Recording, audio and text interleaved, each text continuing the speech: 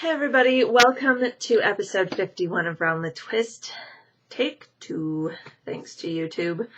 It's August 4th, 2010, and I'm back from vacation. Let me tell you, it is good to be home. Why is it that whenever you come back from a vacation, you always feel like you need a vacation to recover from the vacation? I don't know what it is, but man, I am wiped tonight, so I'm going to be sipping on my coffee, which is cooled to the perfect temperature. I'm so happy my favorite Coffee Mate creamer, the peppermint mocha that used to only be available at Christmas time, is now available year-round. That makes me so happy. Okay, so let's start at the beginning. What's on my needles? Still, I'm sorry, it's the never-ending projects. First things first, the log cabin blankie. Got a lot of work done on it. It is quite big.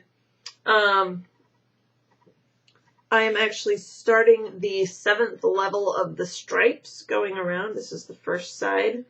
And I ran out of I can't remember what color this is. Seafoam, I think. I have like 9 feet of it left, which isn't enough to go across and do the bind off. So I had to stop, sadly. While I was at the cabin, I so could have finished this while I was there if I would have just taken all the yarn with me. But no, I left half of it back here in Omaha, and a 4.5-hour drive one way was so not worth it.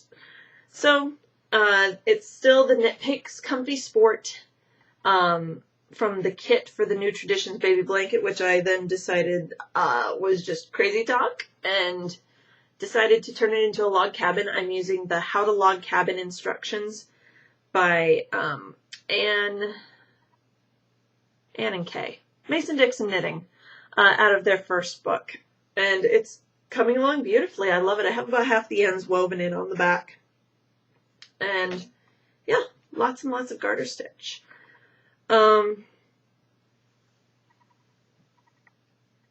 I love it. I almost want to keep it. Is that bad?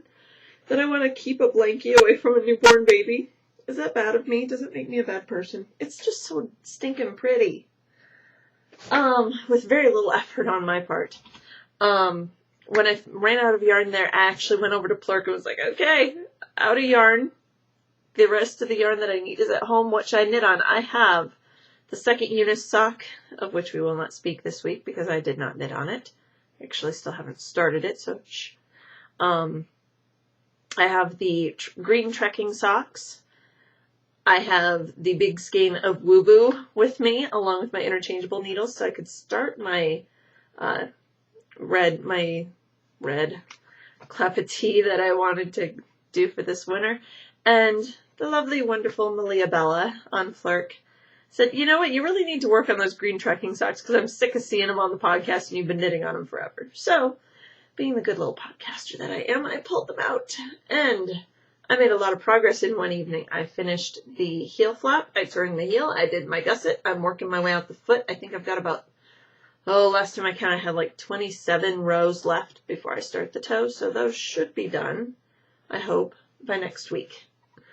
These are the Trekking XXL in colorway 401. Size 1, US 1 needles, the 2.25 millimeter over 72 stitches, just plain stockinette. Boring. Purse knitting. That's why it's taking me so long, Malia Bella, okay? It's purse knitting, and I've had other stuff like a baby blanket that has a deadline. Let's see. That's really all that I knit on. Exciting week in the land of knitting, I know. Crazy. So why don't we move on? What I spun on at the cabin. The cabin had this gorgeous deep porch that had 2 wood rockers. That the rockers were a little bit weird. Like the back was where it should bow out to support your lumbar spine here at your lower back. Instead, it bowed away from your back, and where you want it to bow away from you at the shoulders, it was coming toward your shoulders. So it was almost like the back was wrong. Like it wanted you to sit like this instead of up straight. So just grabbed a pillow off the couch and brought it outside whenever I was spinning, and it helped so much. And it was it was nice outside. Oh, big rousing endorsement. Hang on. Have to dig in the suitcase for what I want to endorse. The clip-it things that you see in the commercials. Love them. Oh my word. I've had 2 chances to test them. Once at my friend Sarah's family's farm in Minnesota, southern Minnesota, and again in southeast Iowa. It shows it on the TV commercials mainly for mosquito repelling. It works great for clouds of gnats too. Oh my gosh. Fabulous. And you don't end up smelling like bug spray and having to take a second shower every day. Love them. Highly recommend them. Oh yeah, these are fabulous. These saved my bacon sitting on that porch this whole week. But sitting out there, yes. Spun on the Enchanted Knoll Farm Superwash Merino in Sedona. Got the first third done. Yay. Done, done, done. The second third is still on the wheel, but I only have this little bit, which is about the same amount that I showed you last week for the first third left. So that's fabulous. That should be done before long. And I can move on to the final bit. Still being spun on my Beatrice. Still at the 27.5 to 1 ratio, and we'll see what I get for yardage, since I'm just kind of letting the fiber do what it wants. Oh, I can tell you, while we stayed at these cabins called Foxtail Cabins, which they're fabulous. They're these wonderful, lovely little log cabins. Very clean, very neat. The partial deer skulls and antlers and severed deer head on the wall was a little disconcerting. I was very glad I was not in the cabin labeled Big Bear or elk or moose, which were the next cabins down. Whitetail was the name of our cabin, and it was very nice. Full kitchen, dining room, living room, open area, bathroom down on the main floor, and then upstairs was an open to the downstairs sleeping loft that had bunk beds. That's where I slept, and then there was an actual enclosed bedroom where my parents were up there. Ended up sleeping on the bottom bunk after the first night because the top bunk was not comfortable at all. Ended up using that for other little purposes I will talk about in what will be part 2, because evidently, even though YouTube says you can upload a 15-minute segment, it only allows you to upload a 10-minute. So, we're going to have to split this one again, people. Sorry. YouTube's being dumb. But Mom and I ended up on Saturday going into Albia, which is a town about 15 miles away from, well, the first big town that's closest to where we were staying. And there's a shop there called Hollywood Hills Boutique that is only open on Saturdays. It's right on the town square, and it is a very nice shop. It's got Louette gems, mini Crystal Palace, mini mochi yarns, mini mochi, however you pronounce it.